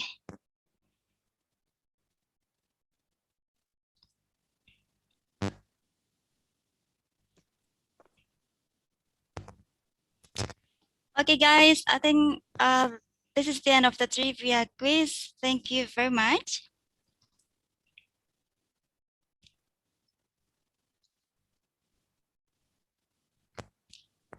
All right, thank you, Mbak Devi. Congratulations for the winners, yeah, Mbak Nadia and Mr. Vetiata. Yeah, we'll give you the vouchers later. All right, this leads to the end of our session. Before that, let's have a photo session. Yeah, so strike your best pose. Yeah, so that you can share it. How about today's pick? Oh, I'm sorry, I almost forgot. Yeah, today's speak today. I think Pak Made said that do not try to get rid of your nervousness, but enhance your readiness. That's one. And then the second, I think, do not dream of being a good public speaker, but dream of being an expert so that you have something to say to the world. Right? Those are today's speaks today. Yeah. Thank you very Now, much. yeah, I'm trying my best. But okay. Again, we will have the photo session. So everyone, please turn on your camera, strike your best pose. Yeah. And Mas Adit will the picture, right?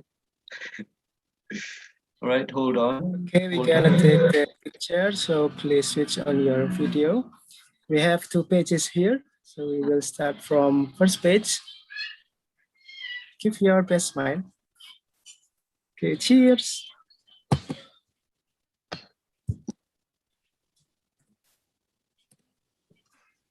And the second page.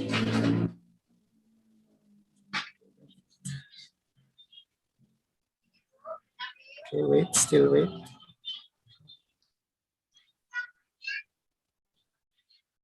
Still wait.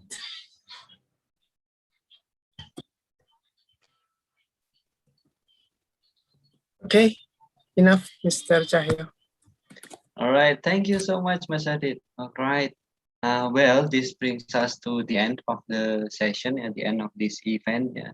So this is it. I hope this is beneficial for you and will encourage you to improve both your speaking skill and your English skill as well. Yeah. Thank you so much, everyone, for joining us today, and see you in the next session. So those information will be posted in our Instagram and WhatsApp group. So stay tuned. Yeah. Good night. Have a good rest, everyone. Assalamualaikum warahmatullahi wabarakatuh. Waalaikumsalam. Waalaikumsalam. Thank you, everyone. Thank you, everyone. Nice to talk to you. Bye. Okay. Bye. Nice to see you. Yeah. Team stays, please. Team member stays. Participants, you may leave. Thank you very much. Do I need to stay also, Mbak Henny? Oh, of course, you have to. Do I have to? You have to. If you leave, I'll take you back in.